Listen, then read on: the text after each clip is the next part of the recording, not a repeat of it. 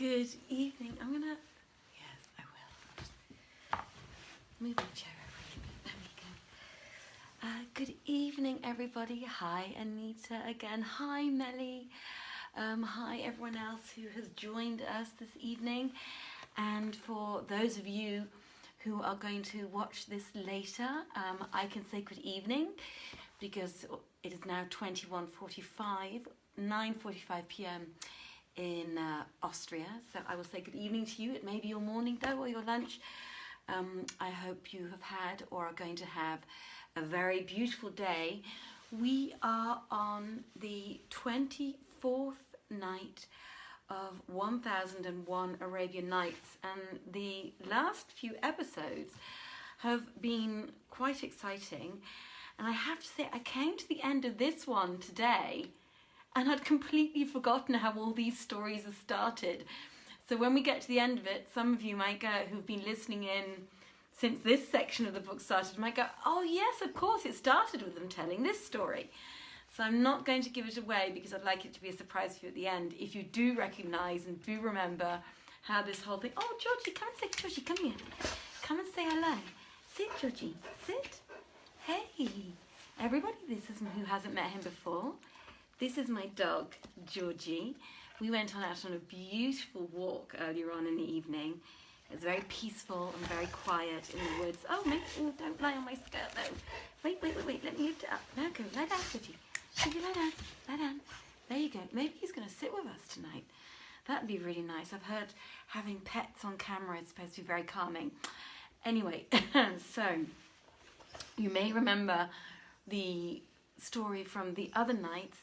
We had our heroine Sit, who had lovely sex with her husband-to-be, and then he was whisked off to Damascus, I believe, and discovered in front of a gate.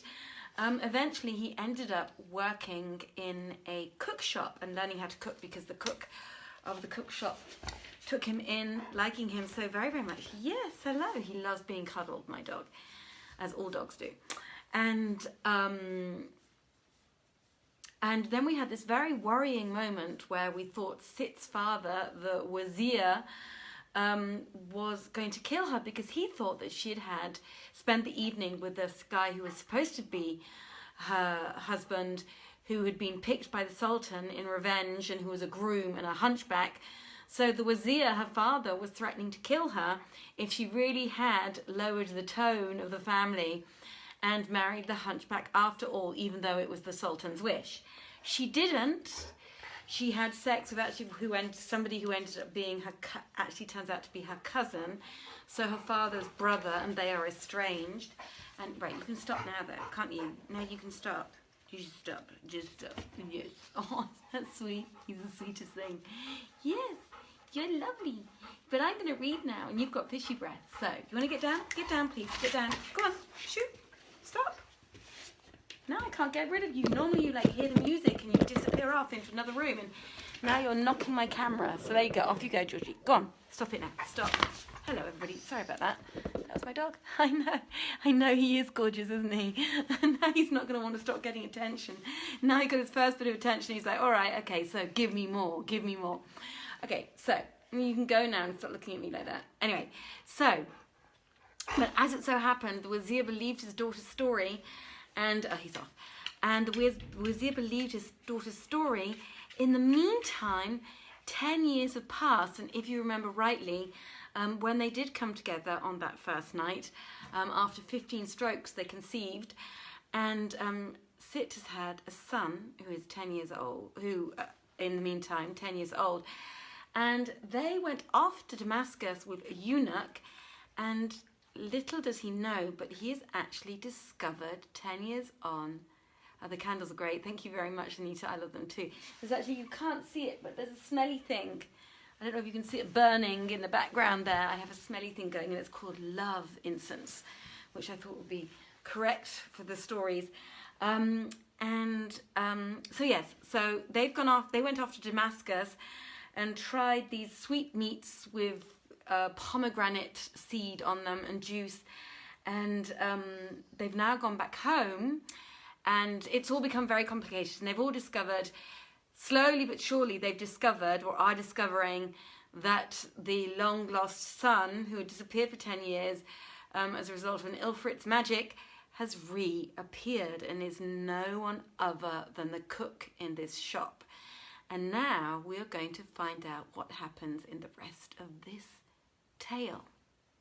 So, children, are you sitting comfortably? It's another long one tonight, so get your tea ready and your toilets. Quickly go now. And let us sit comfortably and let us begin. Now then, it was the 24th, excuse me, I have to turn this off. There we go. Now, when it was the 24th night, Scheherazade said, "It hath reached me, O auspicious king, that when Ajib's grandmother, and Ajib is the young son, the one that was conceived after 15 strokes, it has reached me, O auspicious king, that when Ajib's grandmother heard his words, she waxed wroth and looked at the servant and said, Woe to thee! Dost thou spoil my son, and dost thou take him into common cook shops? The eunuch was frightened and denied, saying, We did not go into the shop, we only passed by it. By Allah, cried Ajib, but we did go in, and we ate till it came out of our nostrils, and the dish was better than thy dish. Then his grandmother rose and went and told her brother-in-law, who was incensed against the eunuch, and sending for him asked, Why didst thou take my son into a cook shop? And the eunuch, being frightened, answered, We did not go in. But Ajib said, But we did go inside and ate conserve of pomegranate grains till we were full, and the cook gave us to drink of iced and sugared sherbet.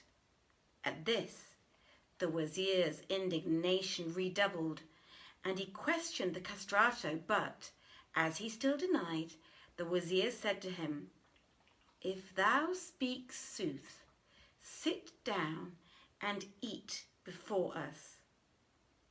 So he came forward and tried to eat, but could not, and threw away the mouthful, crying, Oh, my lord, I was surfeited since yesterday. By this, the wazir was certified that he had eaten at the cook's, and bade the slaves throw him, which they did. Then they came down on him with a rib basting, which burned him till he cried for mercy and help from Allah, saying, O my master, beat me no more, and I will tell thee the truth. Whereupon the wazir stopped the bastinado and said, Now speak thou sooth. Quoth the eunuch, Know when that we did enter the shop of a cook while he was dressing conserve of pomegranate grains, and he set some of it before us. By Allah, I never ate in my life its like, nor tasted aught nastier than this stuff which is now before us. Needs must, Badr al-Din Hassan's mother was angry at this and said, Needs must thou go back to the cook and bring me a saucer of conserved pomegranate grains from that which is in his shop, and show it to thy master.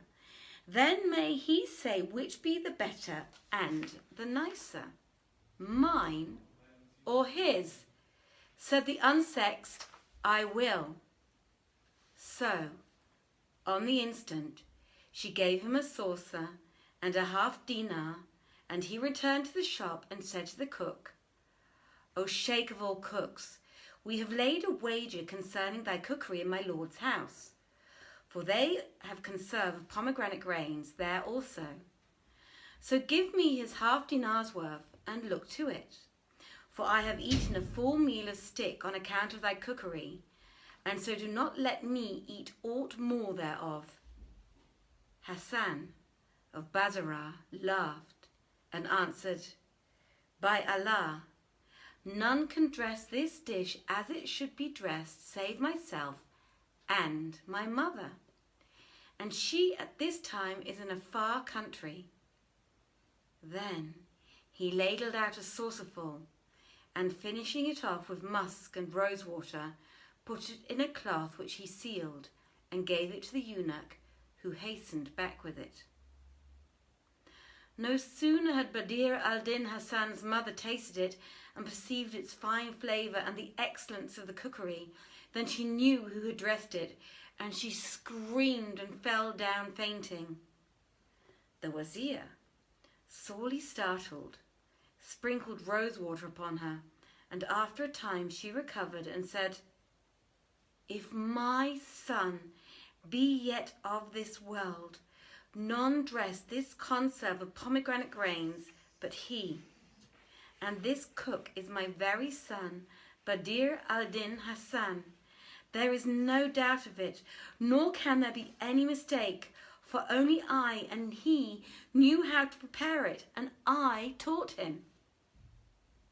When the wazir heard her words, he joyed with exceeding joy and said, "Oh, the longing of me for a sight of my brother's son.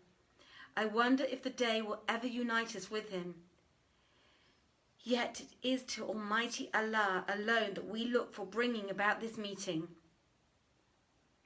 Then he rose, without stay or delay, and going to his suite, said to them, "Be off, some 50 of you with sticks and staves to the cook's shop, and demolish it.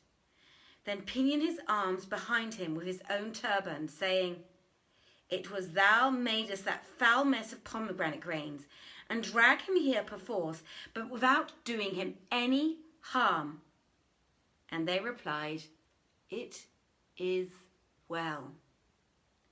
Then the wazir rode off without losing an instant to the palace, and, foregathering with the viceroys of Damascus, showed him the sultan's orders.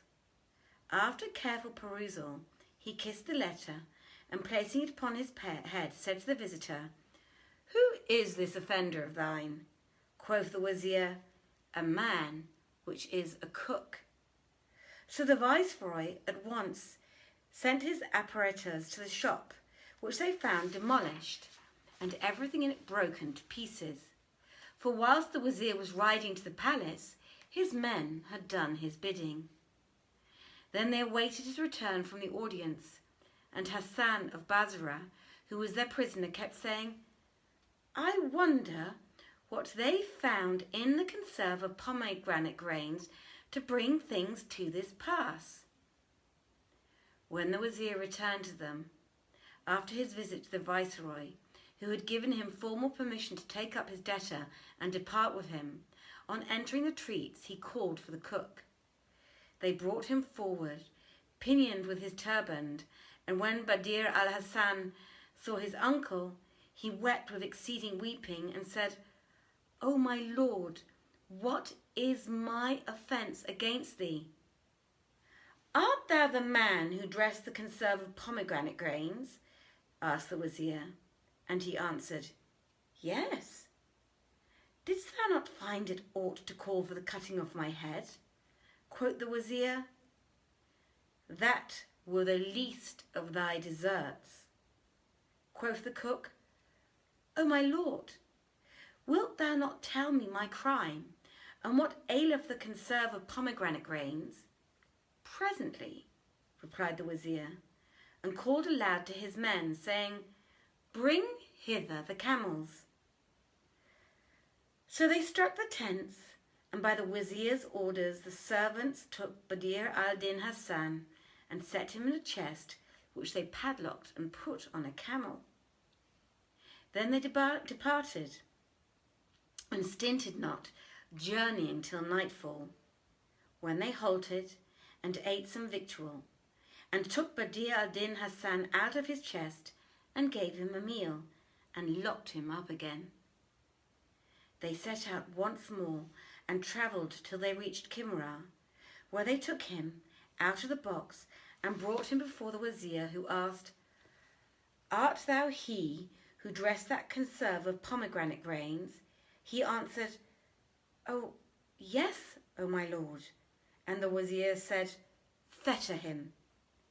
He answered, so they fettered him and returned him to the chest and fared on again till they reached Cairo and lighted at the quarter called Amraydamyar. Then the wazir gave order to take Badr al-Din Hasan out of the chest and sent for a carpenter and said to him, "Make me a cross of wood for this fellow." Cried Badr al-Din Hasan, "And what wilt thou do with it?" And the wazir replied, "I mean to crucify thee thereon, and nail thee thereto, and parade thee all about the city." "And why wilt thou use me after this fashion?" I've got so much noise going on upstairs. I've got my dog snoring here. I've got my son talking to his friends upstairs. It's a little bit disconcerting. Excuse me. I shall try and concentrate anon.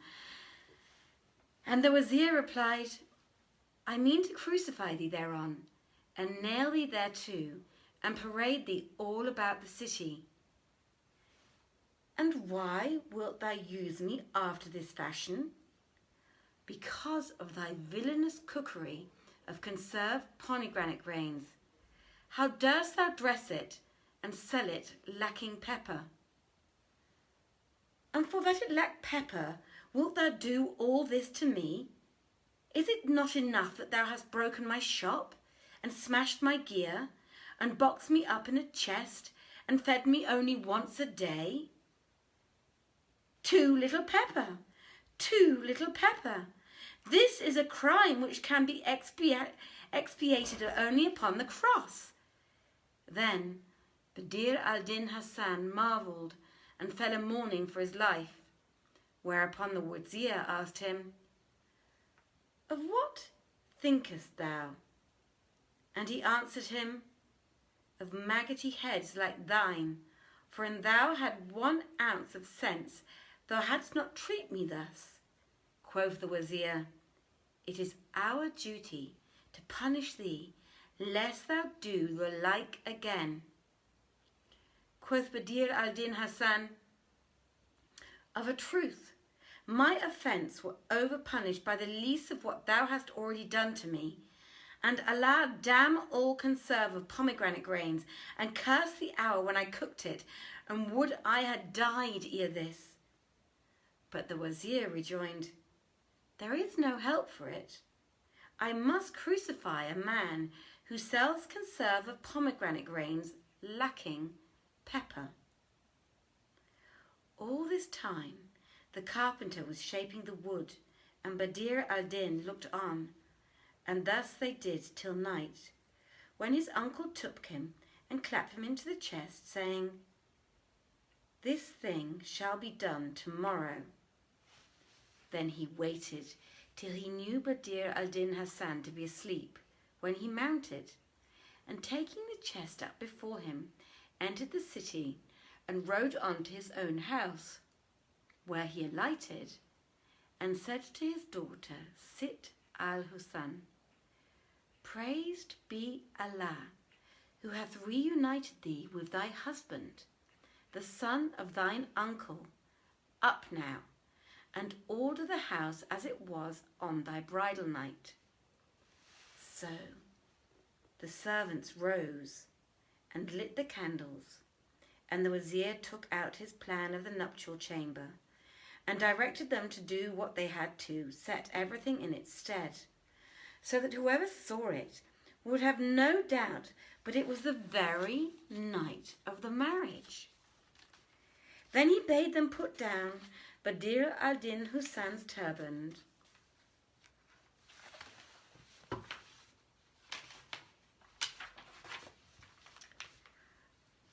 on the settle, as he had deposited it with his own hand, and in like manner his bag trousers and the purse which were under the mattress, and told his daughter to undress herself and go to the bed in the private chamber as on her wedding night, adding, "When the son of thine uncle comes into thee, say to them, Thou hast loitered while going to the privy, and call him to lie by thy side, and keep him in converse till daybreak, when we will explain the whole matter to him."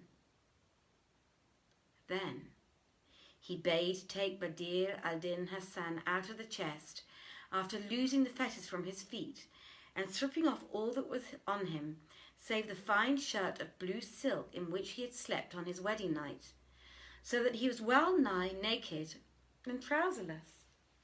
Excuse me, I am going to have a sip.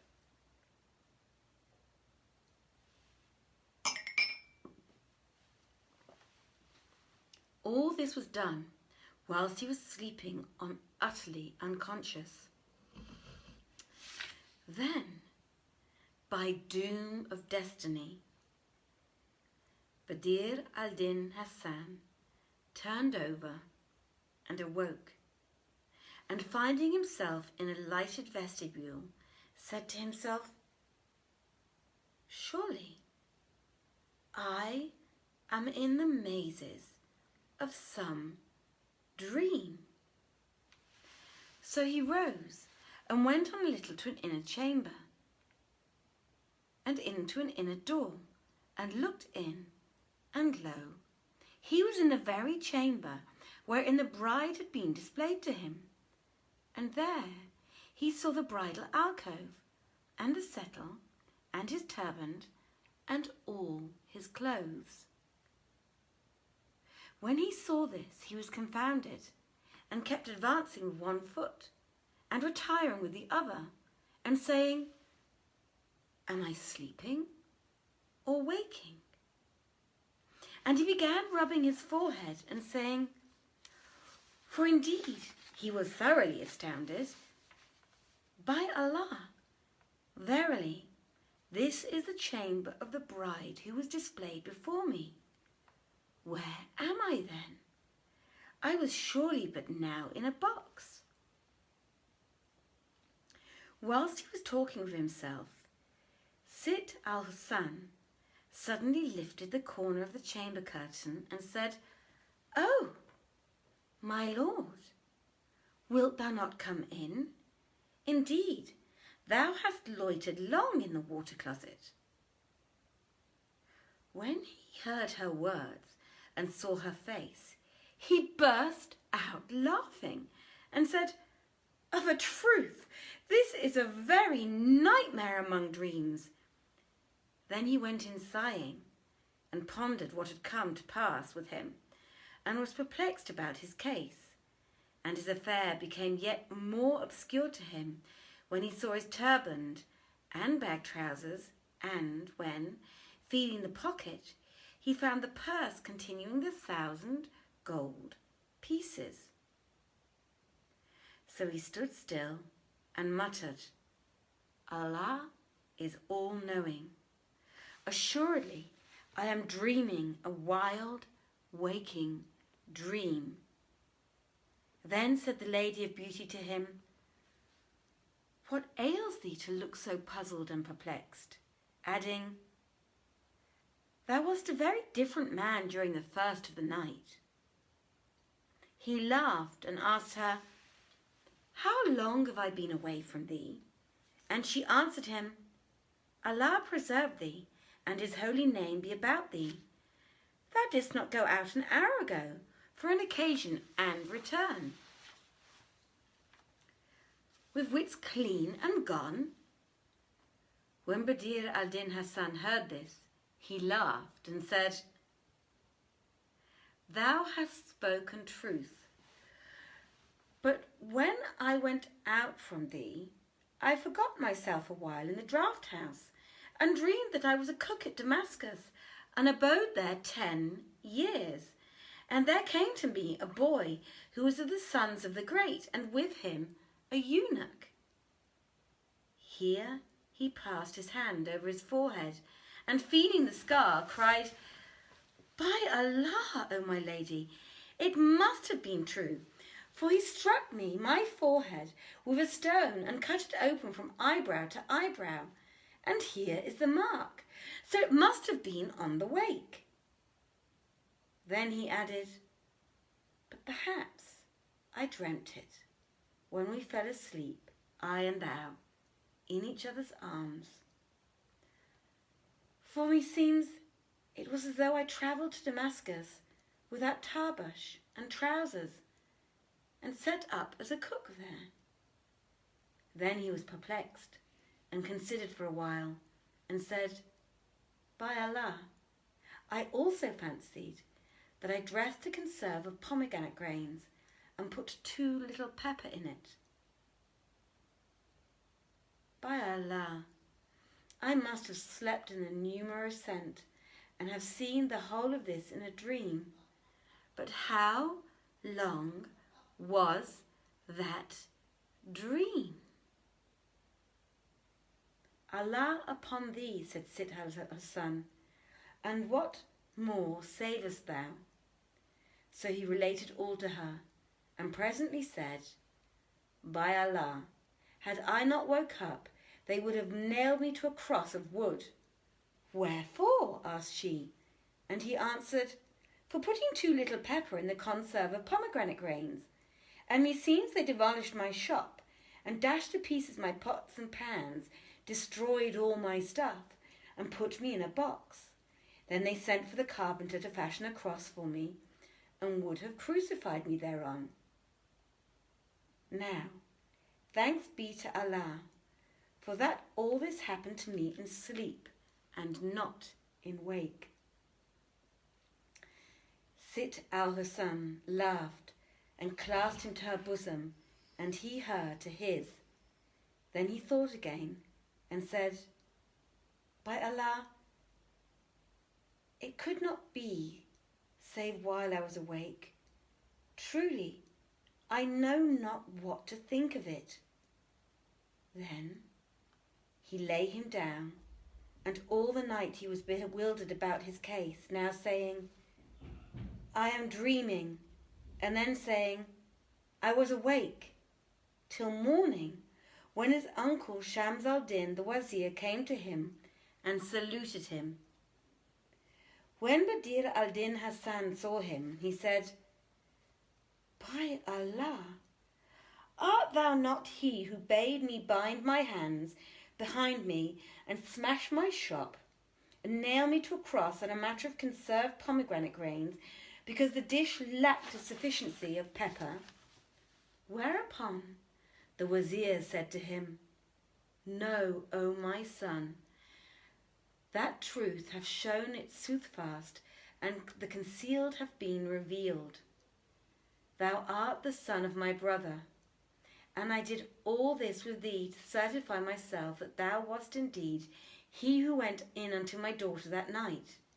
I could not be sure of this, till I saw that thou knewest the chamber, and thy turband, and thy trousers, and thy gold, and the papers in thy writing, and that in that of thy father, my brother. For I had never seen thee afore that, and knew thee not. And as to thy mother, I have prevailed upon her to come with me from Basra." So saying, he threw himself on his nephew's breast and wept for joy. And Badr al-Din Hasan, hearing these words from his uncle, marvelled with exceeding marvel, and fell on his neck, and also shed tears for excess of delight. Then said the Wazir to him, "O my son, the sole cause of all this is what passed between me and thy sire." And he told him the manner of his father's wayfaring to Basra, and all that had occurred to them, and had occurred to part them. Lastly, the Wazir sent for Ajib, and when his father saw him, he cried, "And this is he who struck me with the stone." Quoth the Wazir, "This is thy son." And Badr Hasan threw himself upon his boy.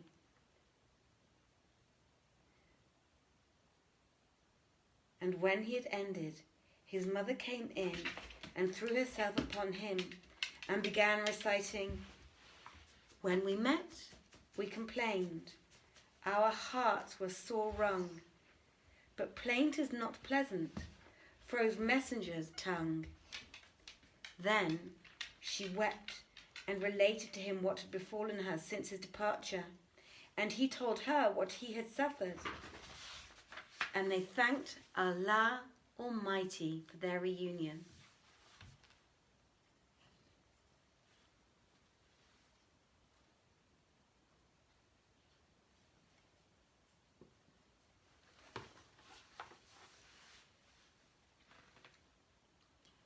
Days after his arrival, the Wazir Shams al-Din went into the Sultan's and, kissing the ground between his hands, greeted him with the greetings due kings.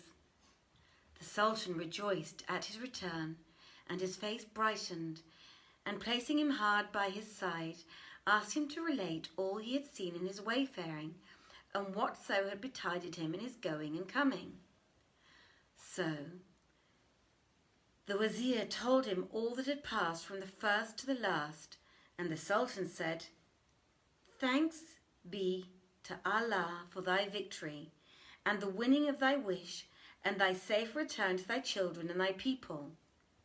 And now I needs must see the son of thy brother, Hassan of Basra.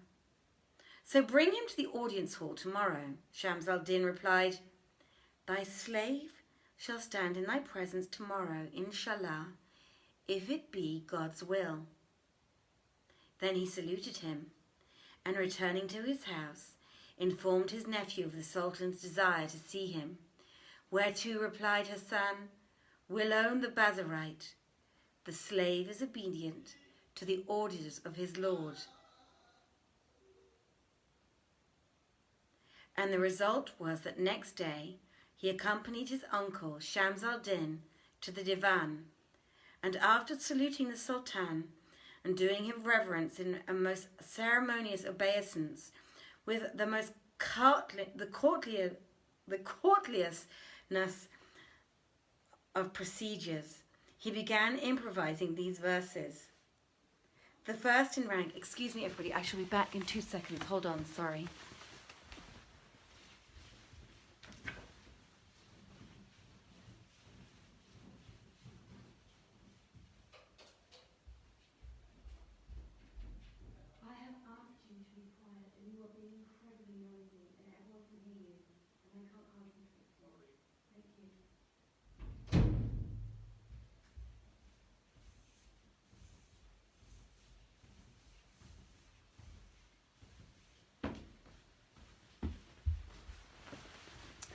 My sincerest apologies, everybody, but that's what reading in isolation is all about.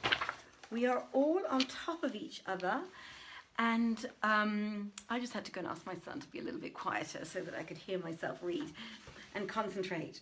So, where were we? I'm going to take a sip of water. I'm going to say hello. Who else? Oh, hi, Ewan. Hi, Eugene. Hi, Florian. Hi, everybody. It's so lovely to see you all.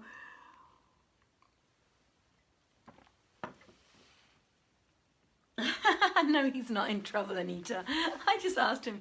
He's normally very patient. You know, he has to do this every second night. He's upstairs. He works all day long and he's upstairs playing with his mates right now. And it's very difficult for him to be quiet after a difficult day. So, where were we? Let me see. Is everyone still sitting comfortably and enjoying the story? I hope so. Now, hopefully I can concentrate because I can't hear him screaming the whole time. Good. My apologies. So, then he saluted him, and returning to his own house, informed his nephew of the Sultan's desire to see him. Whereto replied Hassan Wilom the Basrite, "The slave is obedient to the orders of his lord." And the result was that the next day he accompanied his uncle Shams al-Din to the divan, and after saluting the Sultan and doing him reverence in the most ceremonious obeisance, he began improvising these verses. The first in rank to kiss the ground shall deign before you, and all ends and aims attain.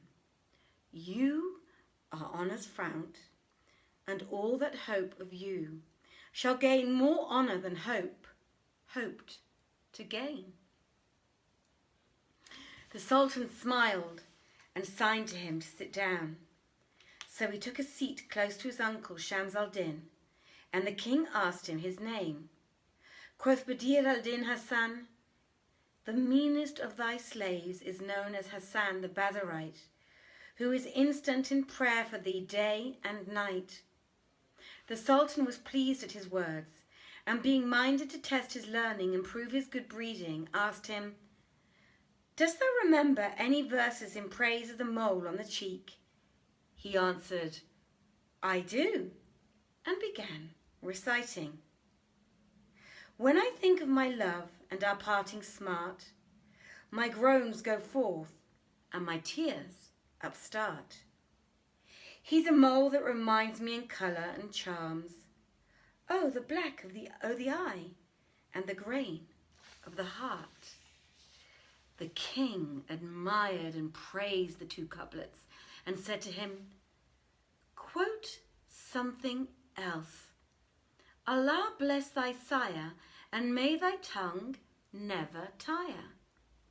So he began, "That cheek mole spot they evened with a grain of musk, nor did they hear the simile strain.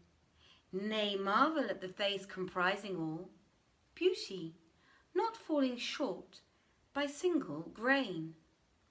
The king shook with pleasure and said to him, "Say more, Allah bless thy days." So he began, "O you whose mole on cheek enthroned recalls a dot of musk upon a stone of ruby, grant me your favours, be not stone at heart, core of my heart, whose only substance you be." Quoth the king, "Fair comparison, O Hasan, thou hast spoken excellently well, and hast proved thyself accomplished in every accomplishment. Now, explain to me how many meanings be there in the Arabic language for the word mole." And he replied, "Allah keep the king, 57, and some by tradition say 50. Said the Sultan, "Thou sayest sooth," presently adding, "Hast thou knowledge as to the points of excellence in beauty?" "Yes," answered Badr al-Din Hasan. "Beauty consisteth in the brightness of face, clearness of complexion, shapeliness of nose, gentleness of eyes, sweetness of mouth, cleverness of speech, slenderness of shape, and seemliness of all attributes. But the acme of beauty is in the hair. And indeed, Al-Shihab, the Hijazi, have brought together all these items in his doggerel verse of the Mitra Rajaz, and it is this: "Say thou to skin, be soft, to face, be fair, and gaze, nor shall thy blame howso thy stare. Fine nose in beauty's list is high esteemed, nor less an Eiffel bright and debonair. Eke did they well to loud thy lovely lips, which e'en the sleep of me will never spare.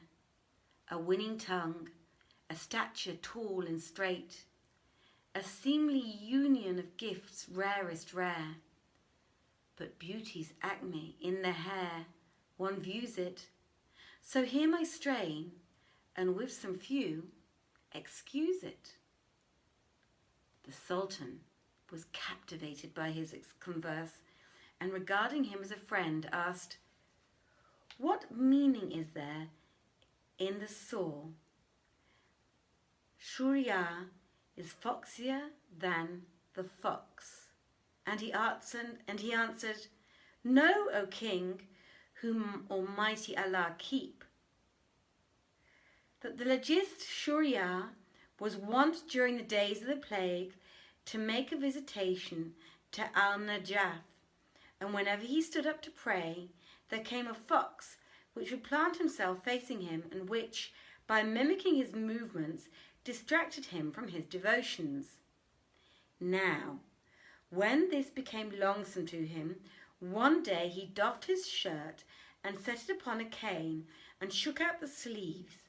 Then, placing his turband on the top and girding its middle with a shawl, he stuck it up in the place where he used to pray.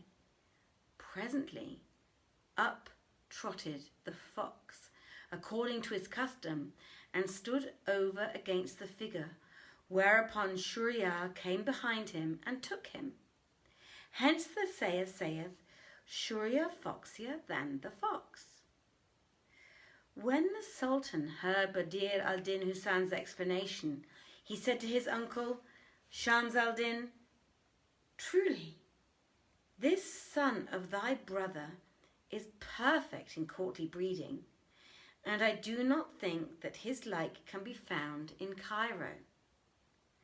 At this Hassan arose and kissed the ground before him and sat down again as a Mameluke should sit before his master.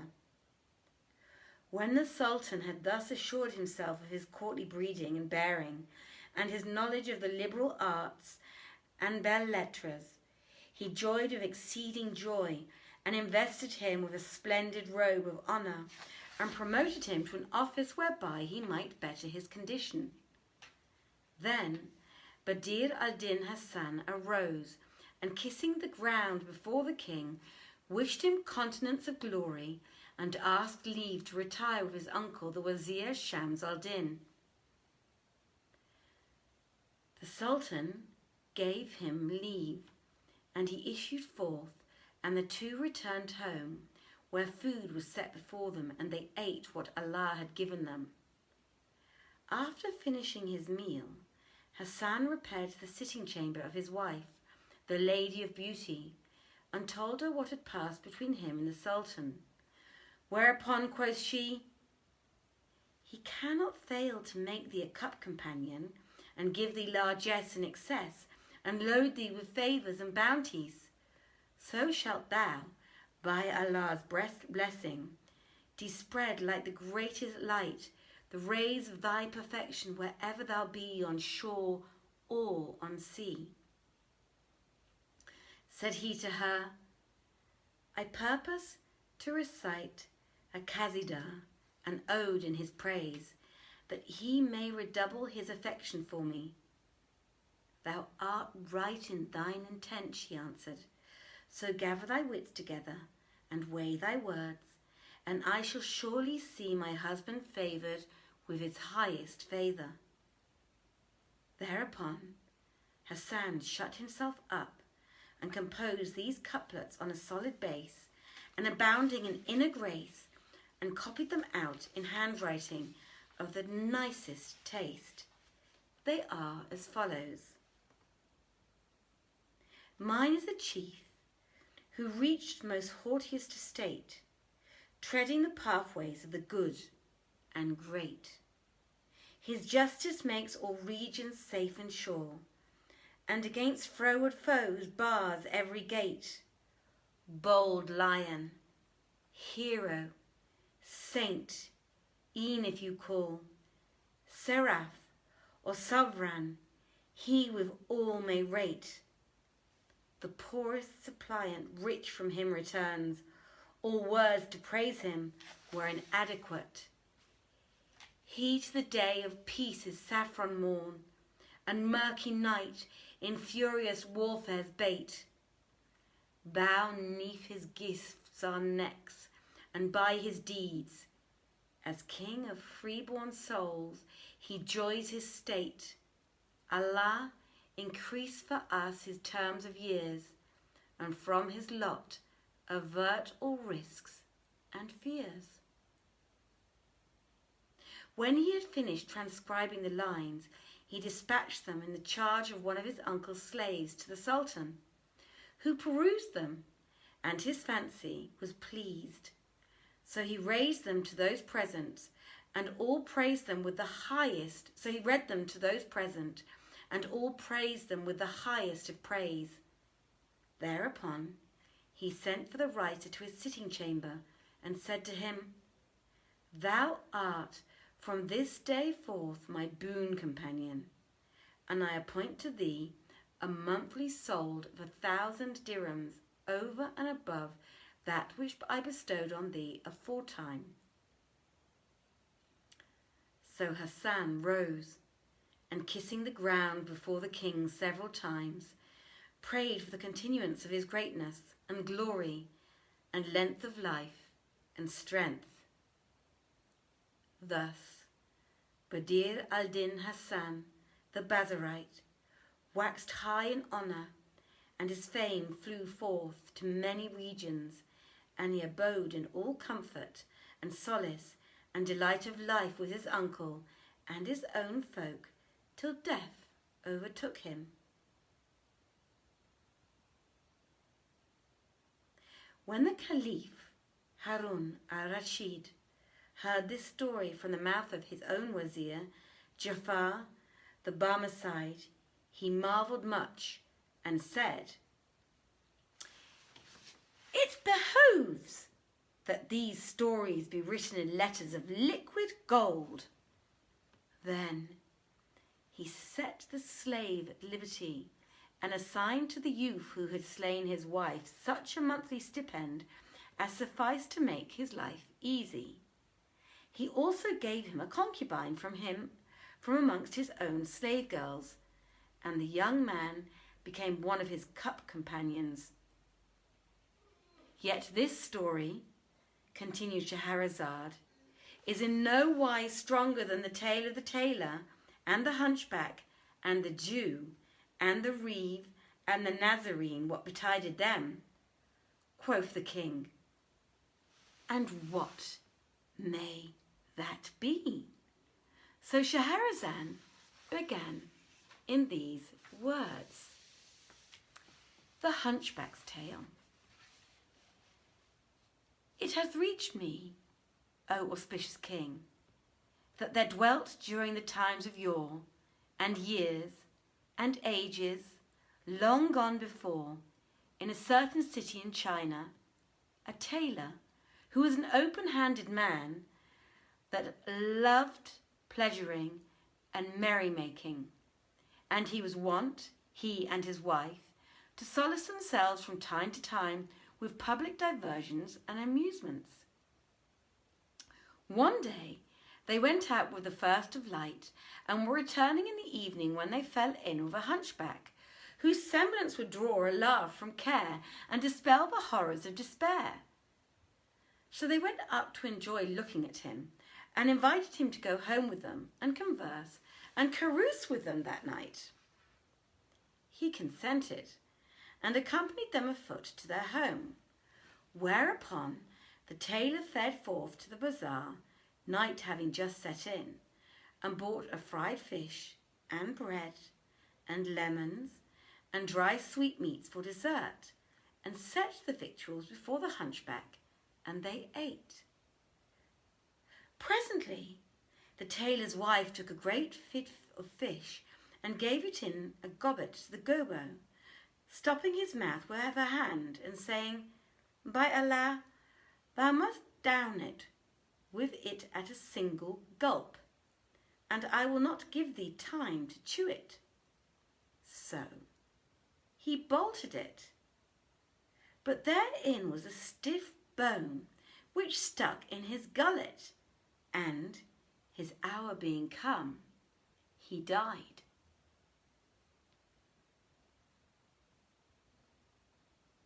And Scheherazade perceived the dawn of day, and ceased saying her permitted say. So, tomorrow, Saman will be returning. Hi, Tim. Hi. Oh, hi, Robert. Robert Pym's on, everybody. I've got to convince him to read for us on Tuesday yet, maybe, if he wants to. Tomorrow, Saman will be back with you for our final reading this week. We may potentially be changing either the times or some of the dates of the reading next week, because for those of you who don't know, we are somewhat out of isolation next week, and although unfortunately events cannot happen in the evening in the manner that we would like them to happen, you are allowed to go out now and visit family en masse, it would seem, as long as you aren't too many people in a room. I think it's allowed to be up to 10 or something like that. But don't quote me on that, because I haven't looked at the latest news and it often changes hourly. But they're not going to check up in homes anymore, which is what they threatened to do before. So the lockdown has finished somewhat, and shops will be opening again as of tomorrow. So you can go shopping in the larger shops, I believe, somehow. I'm not quite sure how it works, because I haven't really been following the news, because I had a lot to work myself at home this week, and as things always change, one might as well just deal with it on a day-to-day basis. Thank you so much for listening this evening. I do apologise for the disturbances. It is actually, I have to say, quite difficult to concentrate when you have a lot of noise going on somewhere, because there is this constant shadow in the back of your head while you're trying to read from the text, and it's not an easy thing, as anybody who is in the acting business or reading business will be able to tell you. Anyway, we dealt with it. It was all good. I hope you enjoyed it. I hope you enjoyed the story. I hope you recognised that was a story within a story that was actually within a story. So the end of it being that we were back at the Caliph's palace, and he had discovered that one of his servants had told him, Jafar had told him a story which he was well pleased with, and therefore he was not killed. And another young servant, it's all become one big story and mystery to me, the whole thing. But anyway, it was the end of that story. Now we are going to find out what is happening with the hunchback, who's just eaten a fish that's killed him in China. So that's going to be the next leg of our next story, which Scheherazade has decided to teach us. If anybody has anything that they would like to tell us. If anybody has anything that they would like to say, be happy to give comments. Tell us what you want. Tell us what your needs are. We are in the process at Vienna Theatre Project right now of reading lots and lots of plays, because we will be back next season in the Theater Drachengasse with 2 shows, we hope. And then other things will be going on as well next season, which I will keep you abreast of as they happen. I am going to say goodnight, unless you want to say something to me. If not, then it was an absolute pleasure reading for you this evening. I hope you all have a wonderful evening, a wonderful day, whatever it is that you are, however the rest of your next hours is going to progress into. I wish you much joy reading and listening to Saman tomorrow. I will see you then also online and chat with you a little bit. And it was a great pleasure. Have a wonderful weekend. It was a great pleasure. And I will say to you, thank you so much for all the likes and the loves. Thank you very much for the hearts. Please do tell all your friends to join us still. We will be continuing, even though the lockdown is lifted. We will continue reading. I'm not quite sure. We haven't had our meeting yet, Saman and I. I'm not quite sure how we're going to do it yet, because it has been quite tiring reading almost every night and doing this almost every night. I have to admit it. But we are going to continue, fear not. We just have to work out how and what exactly we're going to do. So, dear friends, thank you very much. Much love. Wonderful night. Take care of yourself. The dog. Yes, the dog was great, especially when he started snoring. All hail the dog, right? He's fantastic though. It's as I said, normally the minute I put the music on, he looks at me and he's like, really?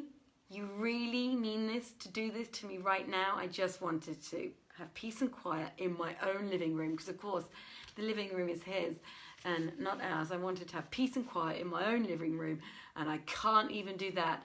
And then he kind of looks at me with a face of disgust and saunters off into our hallway, and he's got a little cubby hole, a little dog cubby hole, especially for him, which he's had since he was a puppy. He's 6 years old now, by the way, everybody, which he's had since he was a puppy, and slumps himself in there, looks at me, disgusted one more time, and disappears off. But he came to say hi today, which is very sweet. But then he wouldn't go. So, and then he starts snoring and farting. He's shouting up with his mates upstairs on the end. It was very, there you go. Such is life, is it not? It's going to be up to 19 degrees in Vienna tomorrow, peeps. So I hope the sun is going to shine for you all. And if it's not shining outside, I hope it's shining in your hearts. Take care, everyone. Taking the time to read this and entertaining us. You're very, very welcome, Tim. It's been a real pleasure. You know what? I know for a lot of us, you know, it has been quite a difficult time. I have, you know, different people. I'm going to address it actually. Different people deal with this in a very different way. I know, unfortunately, in England, they're going to have a shutdown until June now, which is quite crazy, right? But there's a reason for that happening. And I had some, anyway, it doesn't matter. But it has been, you know, and I have friends who are very frightened. Then there are people like myself who actually, and I have to say, I all praise to my mother. We moved around a lot when I was a child, and we would up sticks every 2.5 to 3 years and move to a different country, and until I was about the age of 14 actually, and then we moved back to England, UK for a while. But even then anyway, it was very, very, very different. But what I learned as a child was that you have to just knuckle down and get on with it. That was the one lesson that my mother gave to me. So I have always actually pretty much knuckled down and got on with it, apart from at school. I wasn't very good at school. So that's what I did. But not everyone can do that. And what I wanted to do was, and what Saman also wanted to do, was give something easy for everybody to enjoy every evening and know that it's happening almost religiously at a certain time, and either you tune in or you don't tune in, you can watch it later. It was a great pleasure having Robert read for us as well. I have somebody else who I had a long conversation with a couple of nights ago who says they're also going to hopefully come online and read for us maybe some African stories, so that'll be really, really lovely too, I think. You know, we want to hear stories from all over the place and around the world, because that's what we are, and the internet is an international platform, and it's really exciting. So yes, this has also been really, really good for me, and it got me out of my pajamas every day, and it was fun. It's much appreciated, and still happy to make. Thank you very, very much, Anita. You know what? Just having you here has been enough of a donation. You can come and see our shows and have a glass of wine with me next time, when we really can go. Oh, look, you can see my sexy socks. when we can finally meet and have a glass of wine, let's meet and have a glass of wine, and you can take me out for a glass of wine. And that is, oh, I just saw me on my computer showing my socks. And that'll be more than enough. And I sort of say, please come and see my shows. That's the reason why I do this. You know, people come to see my shows, and that is more meaningful and more exciting to me than anything else, if we can share great art and great theatre and great stories together. And as I said, as Anita will remember, at the very get-go, Saman and I became more and more, we really, honestly, in our innocence, because neither of us had read 1001 Arabian Nights before. She was actually, we started together because she was initially going to read it in German, and I said, what are you going to read? And she said, why? What are you going to read? And I said, well, it's rights free, which makes it a lot easier, so I don't have to keep calling people up for rights the whole time. So I was thinking, because I've never done it before, and everyone's heard Shakespeare, and you know, you can't read Shakespeare alone, of reading from 1001 Arabian Nights, because I've never read it, and I've always wanted to, so why the hell not? And she said, oh my God, that was exactly what I was going to do in German. And so I said, well, shall we join forces and read it together on Vienna Theatre Project, but in English? And you know, if you want to do it in German, we can do it in German as well. And she said, no, that's really great. So that's how it came to be, that we were both doing it together. The thing, and of course, you know, some of you will know Saman has already been in a Vienna Theatre Project play, The Who and the What, and she was fantastic. She played the protagonist, Serena, really, really phenomenal actress as well, by the way, as well as having a beautiful voice, as we all know and love as a reader. And but we really, you know, we had this concept of Disney with 1001 Arabian Nights, and or you know, Hollywood of the 1940s, where it's sort of all innocent, and the worst that can happen is, Well, not much, really. They sort of all run around in silk robes and talk in transatlantic British accents, and everything's jolly fantastic, thank you very much. Little did we know that they rape minors and kidnap people and talk about their genitals and talk about their penises and everything else. So we are always absolutely delighted when we can tell some of the fun, good, naughty stories. We have had conversations with each other behind the scenes where she said, "Are you saying this word? Are you going to mention that? Do you mention that in your stories? Should we?" And I was always like, look, apart from, I think there was once when it actually said that the Ilfrit stormed the night before the wedding, stormed into a girl's room and took her and raped her. And it was in that story, it was one of the very early stories, she was 12 years old. And I didn't say the age of the girl because I thought that was a little bit too much. So that was the only time I did actually censor the story a little bit, because there's only so much that I can take in saying. But back then, of course, times were very, very different. And like it or not, people were treated very differently. What I find really interesting, actually, just to say this, because I'm on a roll now, and I've got nowhere to go this evening. What I find really, really interesting is, and what would be really interesting to me, when the first time we started reading, I had a couple of friends who are from Morocco and Palestinian, who read the initial version that we were reading, which is a little bit more modern and not as flowery as this one is. And they said, oh, it's very plain, not very flowery. And they say Allah an awful lot in it. And then Samantha and I talked about it, and she found this better version. And we started reading from this. But what is very interesting is there are a lot of French words in it. And I wonder, and I wonder, for example, the day before yesterday when I was reading it, they said Quasimodo. There was no way that hunchback would have been called Quasimodo in Persia, I'm absolutely sure. So it would be really, really interesting. And also, the verse, if you compare Shakespeare in English to Shakespeare in German, how they translate the verse. Because, of course, most of this has never been written, or had originally not been written down so much in the Arabic, in the various versions of Arabic. It had been written, a lot of this was then written down by British scholars, colonialists, So anyway, so it's really interesting. The history of all these stories is very, very interesting. Anyway, that was me gaffing on. I hope you all had a lovely, lovely evening, and thank you so much for joining me and making my evening worthwhile, because today, I tell you what, I could have really murdered going out for a cocktail, but it was very lovely. My candles, my incense, I've still got my tea, my tea to drink back there, my wine to drink here, and I wish you all a superb evening. I will see you online tomorrow, but I will be the silent partner saying lovely things.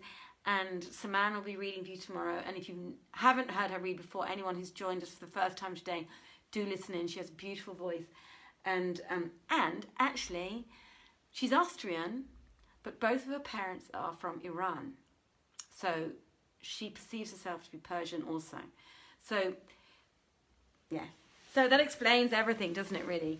And she's got the beautiful hair that they talked about. Did you notice, by the way, were you taking notes about what beauty means today? I hope you were, because it's very, very important taking notes about what beauty means. So, dear friends, it was an absolute pleasure.